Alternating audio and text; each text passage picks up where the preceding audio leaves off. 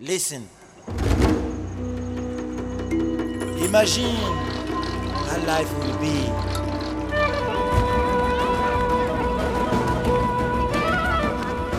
What is it that makes a person a hero?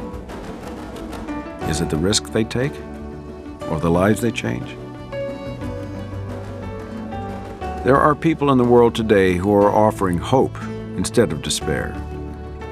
They are the new heroes.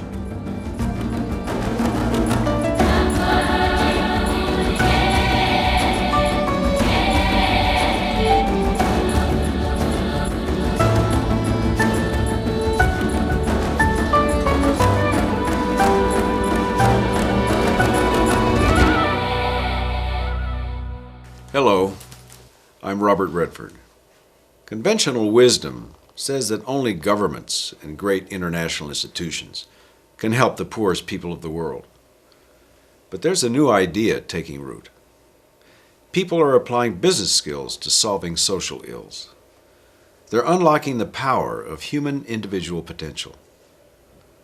These people are a rare combination of saint, politician, and hard-nosed business person. They've been called the change makers or social entrepreneurs, but whatever the name, they are the new heroes of our time.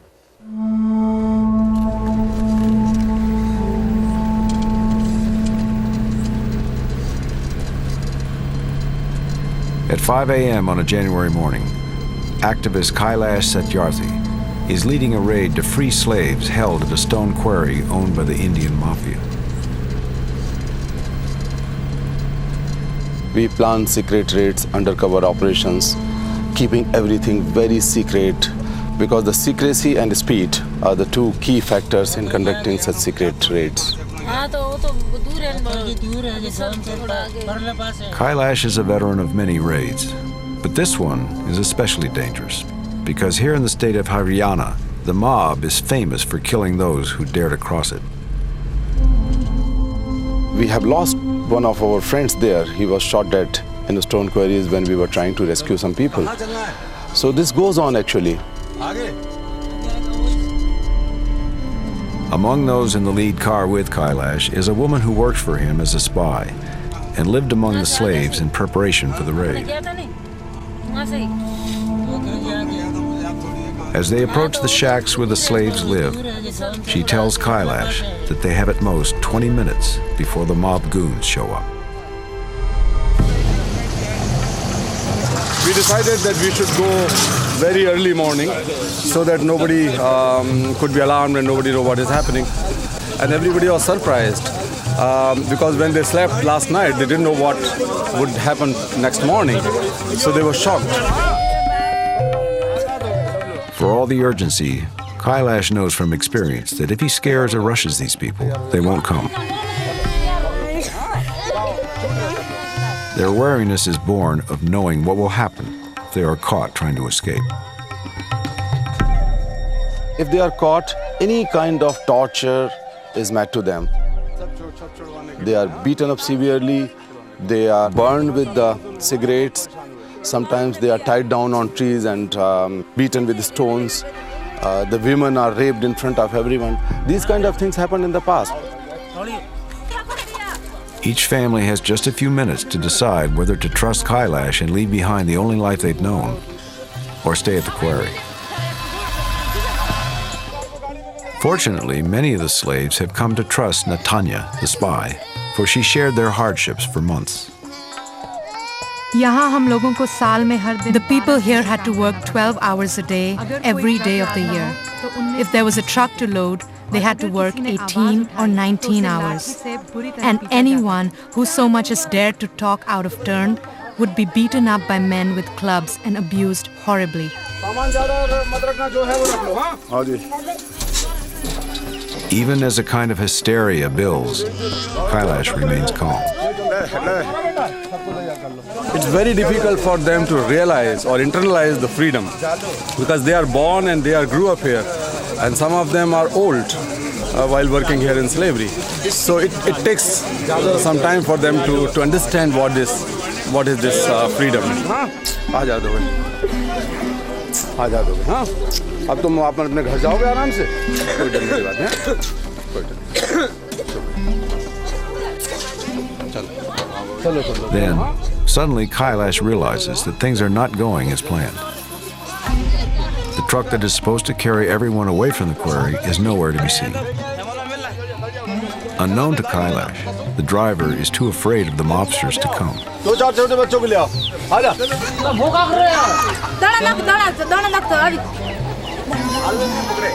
Kailash begins to load as many people as he can in his car, but he knows that if the goons come, most of the slaves will be trapped.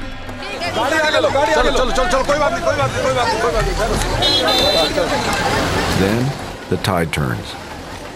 Kailash's allies have convinced the driver of the truck to carry out the raid.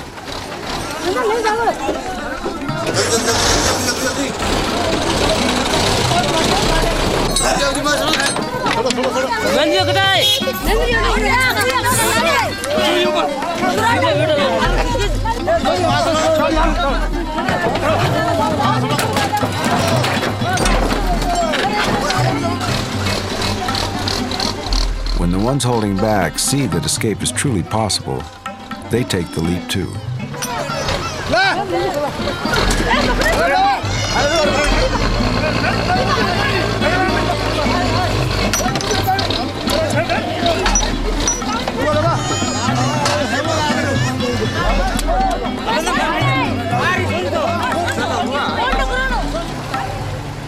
As the truck pulls away, one woman is beside herself. Her husband was sent away on a job by the quarry owners, and she can't leave him. 3 remain behind. 52 flee.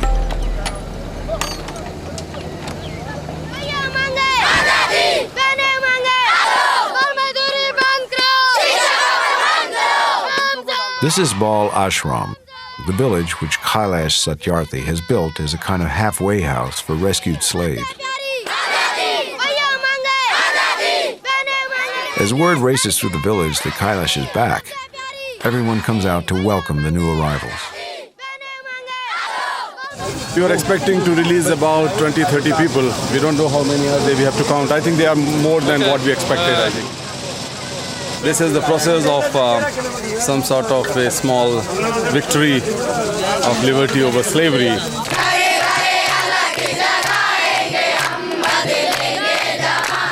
All of these children were once slaves. In India, starving people sell themselves into debt bondage to survive, and then find themselves trapped for the rest of their lives. Their owners illegally buy and sell them, and corrupt state governments get a cut of the profits. People believe that slavery is abolished, but it is not true. We still see children, women and men enslaved virtually as you see in the medieval age. They have no freedom at all.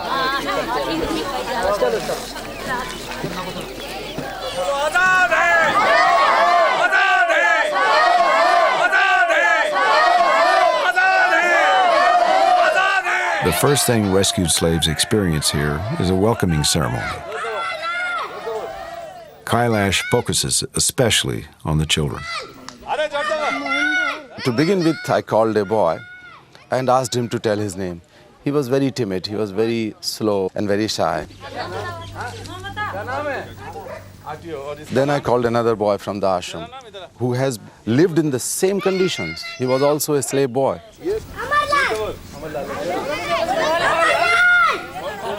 And each time they speak their name loudly, some sense of self-confidence goes inside.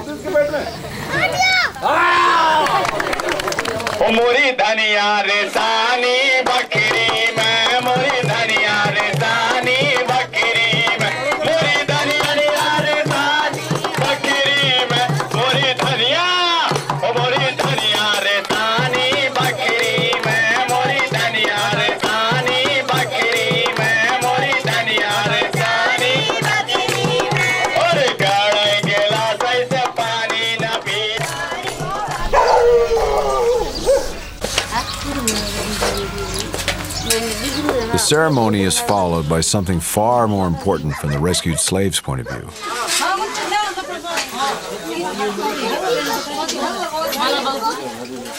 For years, they have been on the edge of starvation. It looked that they were hungry for ages to have good food. They ate a lot and a lot and lot. They ate so much. They have no idea about their future, so they wanted to eat as much as possible.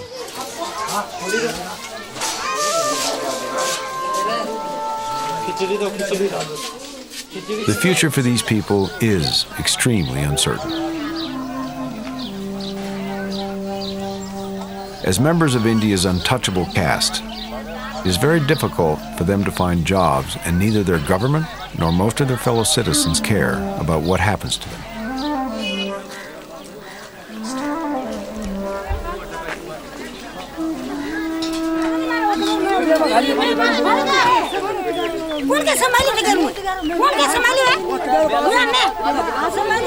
After 3 days here, the rescued adults will be taken back to their ancestral villages where they will try to begin again.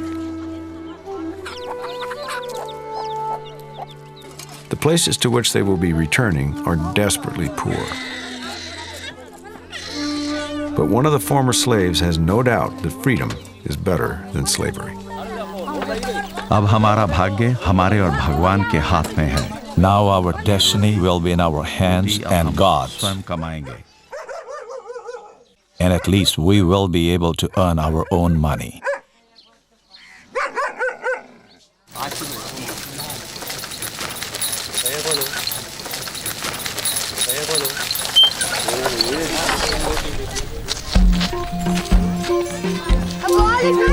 When he was 12 years old, Kailash Satyarthi began working to give India's poor a chance. Ever since then, he has been driven by a big idea, that the way to abolish slavery in India is to see to it that no child ever becomes a slave. He is fighting the battle on 3 fronts: in his town, in his country, and in his world. His town is Bal Ashram.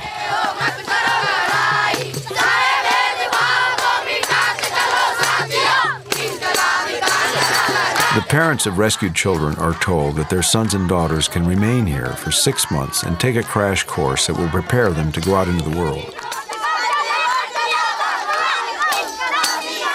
Though parting from their children is hard, almost all the parents embrace the opportunity.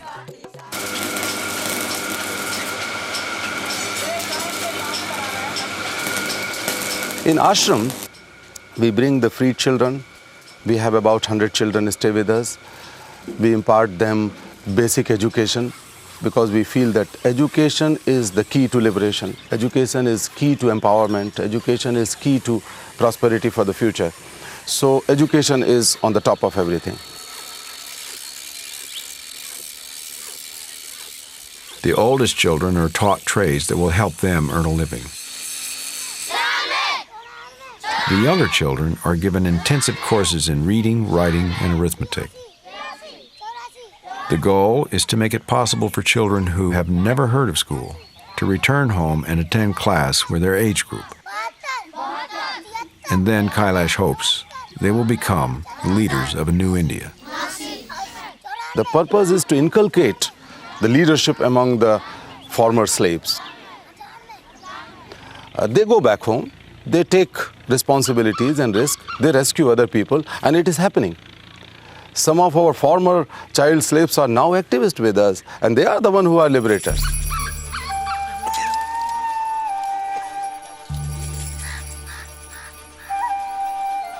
But to abolish slavery in India, Kailash needs more than Bal Ashram. He needs to reach the entire nation. And so he has begun spreading his simple idea that no child should be a slave to every village in India.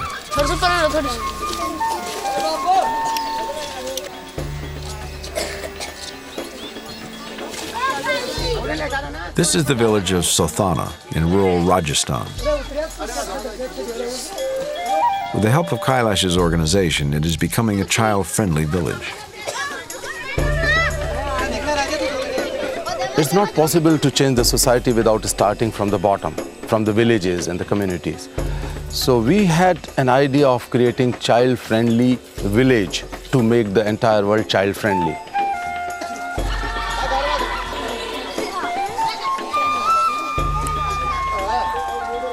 In a child-friendly village, it is necessary that all children are freed from labor and exploitation. Children attend the schools, and the village leadership recognizes the voices of children to help them out. So if these things happen, then we announce that this village has become child-friendly village.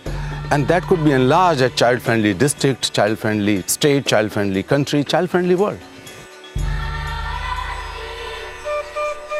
But Kailash knows that it's impossible for villages like Sothana to change the world by themselves.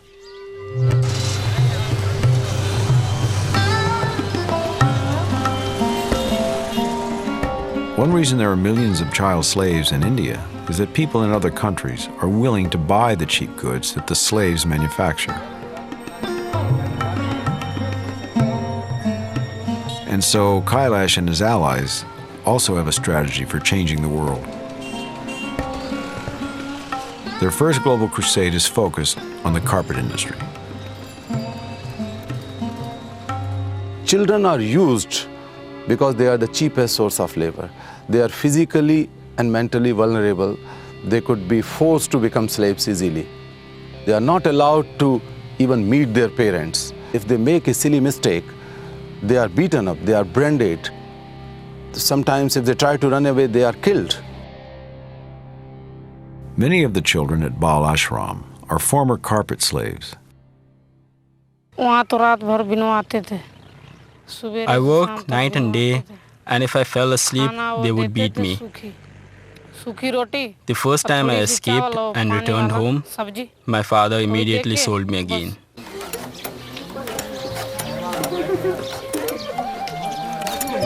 To put an end to the use of children in the carpet industry, Kailash and others have founded a non-profit group called Rugmark.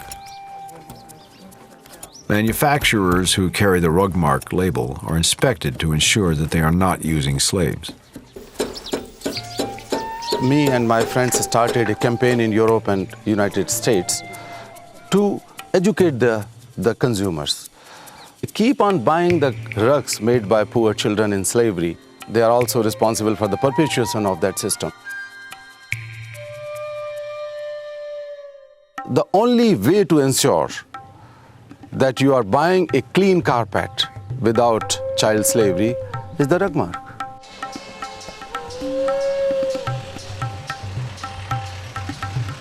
But for Rugmark to work, people in India, Europe, and America have to want to put an end to slavery.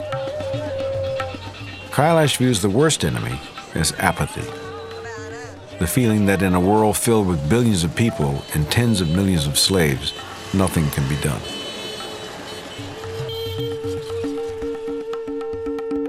The people from everywhere in the world should feel, number one, that slavery is bad, the exploitation of children is bad. It has to go. And secondly, they should have a belief that it is possible, it is happening.